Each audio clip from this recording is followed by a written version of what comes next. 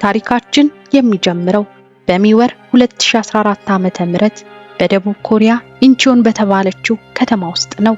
በወቅቱ የ50 ዓመት ጎልማሳ የነበረው ጎ የተባለ ግለሰብ ህይወቱ በተረጋጋ መስመር ላይ የምትገኝ ይመስል ነበር። በስራው ጠንካራ፣ ለቤተሰቡ የሚጨነቅና በሰዎች ዘንድ መልካም ስም ያለው ሰው ነበር።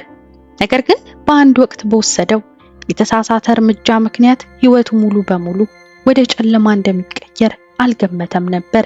ነገሮች የተበላሹት ቾ ከተባለች የ36 ዓመት ሴት ጋር በቻቲንግ አፕ ላይ ከተዋወቀ በኋላ ነው።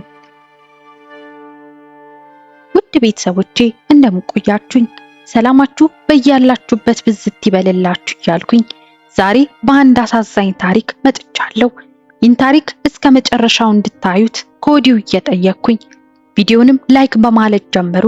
አዲስም የሆናችሁ ሰብስክራይብ በማድረግ ይህን ቤተሰብ ተቀላቀሉ። እስከ ቪዲዮ ማብቂያ አብራችሁን ቆዩ። ቾ በሰዎች ዘንድ የምትታወቀው ዝምተኛ፣ ከሰው ብዙ የማትቀላቀልና የራሷ የሆነ ሚስጥራዊ ዓለም ያላት ሴት ተደርጋ ነበር። ሆኖም ከዚህ ስብስብ በስተጀርባ እጅግ አስፈሪና የተዛባ ስነ ልቦና እንደነበራት ማንም አላወቀም ነበር። ሜይ 26 ቀን 2014 ዓመተ ምህረት ምሽት ላይ ሁለቱ ለመጀመሪያ ጊዜ በአካል ለመገናኘት ቀጠሮ ያዙ። ጎ ይህ ቀጠሮ ተራ የፍቅር ቀጠሮ መስሎት ነበር። ነገር ግን ቾ ወደዚህ ቀጠሮ ስትመጣ የተለመደው የሴቶች የእጅ ቦርሳ ብቻ ይዛ አልነበረም። በቦርሳዋ ውስጥ በጥንቃቄ የደበቀቻቸው ስለታማ ቢላዎችና ሌሎች ሰዎችን ለማጥቃት የሚያስችሉ መሳሪያዎች ነበሩ።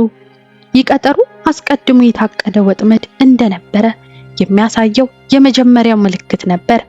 ሁለቱ ተገናኝተው በቾ መኪና ውስጥ በመሆን ወደ ፓጁ ከተማ አመሩ።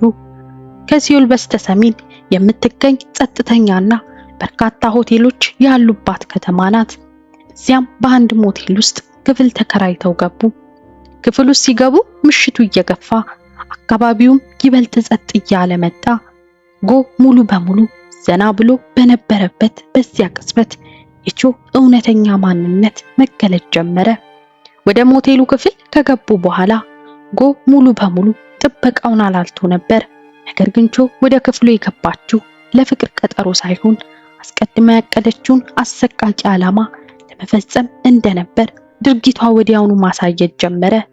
ጎ ምንም ሳይጠረጥር በተቀመጠበት ቅጽበት ቾ በቦርሳዋ ውስጥ ደብቃ የያዘችውን ስለታማ ቢላዋን አውጥታ በድንገት ጥቃት ሰነዘረችበት። ጥቃቱ በጣም አስደንጋጭና ፈጣን ከመሆኑ የተነሳ ጎ ራሱን ለመከላከል እንኳን ጊዜ አልነበረውም። ቾ ያለምንም ርህራሄ ቢላዋውን በተደጋጋሚ ከ30 ጊዜ በላይ ሰነዘረችበት። የሞቴሉ ክፍል በደም ተጥለቀለቀ። የጎ ህይወትም በዚያው ክፍል ውስጥ ወዲያውኑ አለፈ። ግድያው ከተፈጸመ በኋላ ግን የቾ የስነ ልቦና ጥንካሬና ቅዝቃዜ ይበልጥ የሚያስፈራ ሆነ። ድርጊቱን የፈጸመችው በድንገተኛ ስሜት ሳይሆን ቅድ እንዳላት የሚያሳዩ ነገሮች ወዲያውኑ መታየት ጀመሩ። በክፍል ውስጥ አስክሬኑ ባለበት ሁኔታ የጎን ክሬዲት ካርዶችን ወሰደች። ከዚያም በአቅራቢያው ወደሚገኝ የገበያ ማዕከል በማምራት በሟቹ ካርድ እጅግ በጣም አስገራሚ የሆኑ ግዢዎችን መፈጸም ጀመረች። የገዛቻቸው ዕቃዎች ምን እንደነበሩ ስናይ ነገሩ ይበልጥ ዘግናኝና አስፈሪ ይሆናል። ቾ የገዛችው ተራ ዕቃ አልነበረም። ትልቅ የሰንሰለት መጋዝና አስክሬን ለማሸግ የሚረዱ የላስቲክ ከረጢቶች ነበር።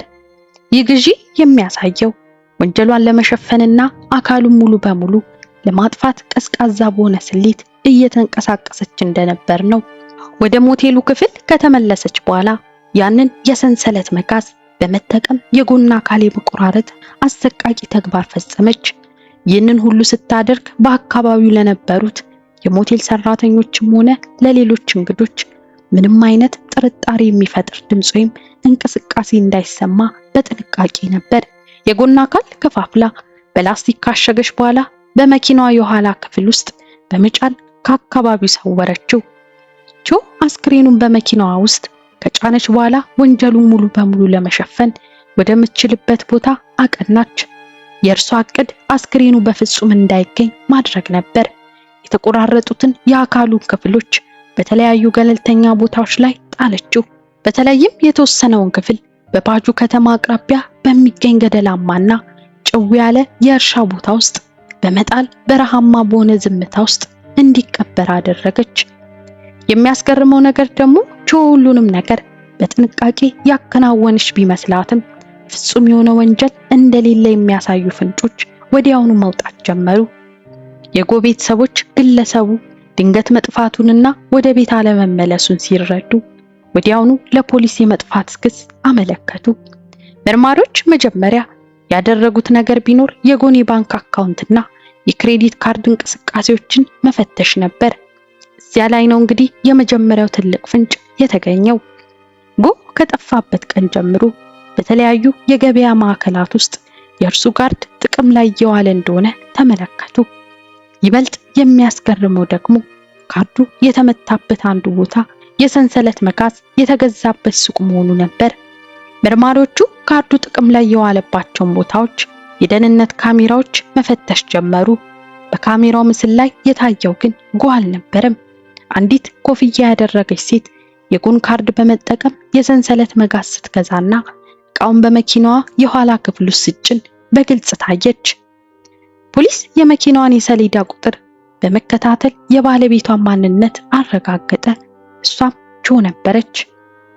ወዲያውኑ መርማሪዎቹ ጆ የምትኖርበትን አፓርታማ ለመፈተሽና እሷን በቁጥጥር ስር ለማዋል ልዩ ቡድን አዋቀሩ። ይሁን እንጂ ፖሊስ ወደ እሷ ቤት ሲቃረብ በዚያ ሴት አእምሮ ውስጥ የሚካሄደው ስነ ልቦናዊ ፍንጭና ወንጀሉን ለመካድ ያዘጋጀችው የተወሳሰበ የውሸት ድራማ ገና መጀመሩ ነበር። ፖሊስ የጆን አፓርታማ ለመፈተሽ በሩን ሲያንኳኳ የገጠማቸው ትዕይንት ፍጹም የተረጋጋችና ምንም ያላደረገች የምትመስል ሴት ነበር። እውነቱን ለመናገር እንዲህ አይነቱን አሰቃቂ ወንጀል የፈጸመ ሰው ሊያሳየው የሚችለው መደናገጥ በእሷ ላይ ጨርሶ አይታይም ነበር። ነገር ግን መርማሪዎቹ ቤቱን በጥንቃቄ መፈተሽ ሲጀምሩ ወንጀሉ የተፈጸመበትን እውነታ ፍንትው አድርገው የሚያሳዩ የማይካዱ ማስረጃዎችን አገኙ። በቤቷ ውስጥ የሟቹ ጎ የኪስ ቦርሳ፣ የግል ዕቃዎችና አስክሬኑን ለመቆራረጥ የተጠቀመችበት የሰንሰለት መጋዝ የተገዛበት ደረሰኝ ተገኘ። ይበልጥ ደግሞ በመኪና ውስጥ የተደረገው የሉሚኖል ኬሚካል ምርመራ ከፍተኛ የደም ጠብታዎችን አሳየ። ፖሊስ ወዲያውኑ ጆን በቁጥጥር ስር አውሎ ወደ ምርመራ ክፍል አስገባት። በምርመራ ክፍል ውስጥ የተካሄደው የስነ ልቦና ፍልሚያ እጅግ አስገራሚ ነበር። ጆ የቀረቡባትን ማስረጃዎች ስትመለከት ወንጀሉን ሙሉ በሙሉ አልካደችም። ነገር ግን ታሪኩን ሙሉ በሙሉ ወደ ሌላ አቅጣጫ ለመቀየር ሞከረች። ይህም እኔ እሱን ለመግደል አላቀድኩም ነበር፣ እሱ ነው ሊደፍረኝ የሞከረው፣ ራሴን ለመከላከል ስል ነው ቢላውን የሰነዘርኩት በማለት ማልቀስና ድራማ መስራት ጀመረች። ራሷን ተጠቂ አድርጋ በማቅረብ የህዝቡንና የህጉን አዘኔታ ለማግኘት ሞከረች። ይሁን እንጂ መርማሪዎቹ ታሪኳን በቀላሉ አልተዋጠላቸውም። አንድ ሰው ራሱን ለመከላከል በሚያደርገው ጥረት ውስጥ እንዴት ሰውን ከ30 ጊዜ በላይ ይወጋል? እንዴትስ አስክሬን በጥንቃቄ ከፋፍሎ በተለያዩ ቦታዎች ይጥላል? የሚሉት ጥያቄዎች የሷን የራስ መከላከል ክርክር ሙሉ በሙሉ የሚያፈርሱ ነበሩ።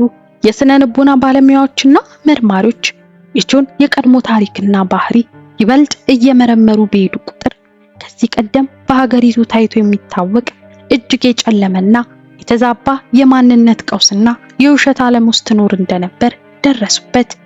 መርማሪዎቹና የስነ ልቦና ባለሙያዎቹ የጆን ማንነት ይበልጥ እያጠኑ በሄዱ ቁጥር አንድ ነገር አገኙ። ሴትየዋ የኖረችው ሙሉ በሙሉ በውሸት ላይ የተገነባ ድርብ ህይወት ነበር። ጆ ከፍተኛ የሆነ የሪፕሊ ሲንድረም ተጠቂ እንደነበረች ታወቀ። ይህ ማለት ራሷ የፈጠረችውን የውሸት ማንነት እንደ እውነተኛ ህይወት አድርጋ የምታምንበት የአእምሮ እክል ነው። እሷ ለሰዎች የምትናገረው ታሪክና እውነተኛ ህይወቷ ሰማይና ምድር ነበሩ። ራሷን እንደ ባለጸጋ የተማረችና የተከበረች ሴት አድርጋ ትስል ነበር። በተግባር ግን በከፍተኛ የዕዳ ቀውስ ውስጥ የነበረችና የሰዎችን ገንዘብ በማጭበርበር የምትኖር ነበረች። ጎን ለመግደል የወሰነችውም ለፍቅር ቀጠሮ ሳይሆን የእርሱን ገንዘብና የክሬዲት ካርድ በመዝረፍ የራሷን የቅንጦት ፍላጎቶች ለማሟላት አስቀድማ አቅዳ እንደነበር ፍርድ ቤቱ አረጋገጠ። በ2015 ዓመተ ምህረት በተካሄደው የመጨረሻ የፍርድ ሂደት ላይ ፍርድ ቤቱ ይቹን ራሴን ለመከላከል ነው የሚለውን የውሸት ክርክር ሙሉ በሙሉ ውድቅ አደረገው። ዳኞቹ ድርጊቱ እጅግ ቀዝቃዛ፣ አስቀድሞ የታቀደበትና ሰብአዊ ርህራሄ የጎደለው መሆኑን ገለጹ። ፍርድ ቤቱ ጆ በተባለችው በዚህ ሴት ላይ የእድሜ ልክ እስራት በይኖባታል። ውድ ቤተሰቦቼ ለዛሬ ያዘጋጀሁት ቪዲዮ ይህን ይመስል ነበር። እስኪ እናንተስ በዚህ ታሪክ ላይ ምን ተሰማችሁ? ሐሳባችሁን ኮሜንት ላይ አሳውቁኝ። ላይክ እንዲሁም ለሌሎች እንዲደርስ ሼር እያደረጋችሁ ለዚህ ቻናልም አዲስ ሆናችሁ የምትመለከቱ ሰብስክራይብ እያደረጋችሁ ተቀላቀሉ። በሌላ አዲስ የወንጀል ታሪክ እስክንገናኝ ድረስ ቸር ቆዩልኝ።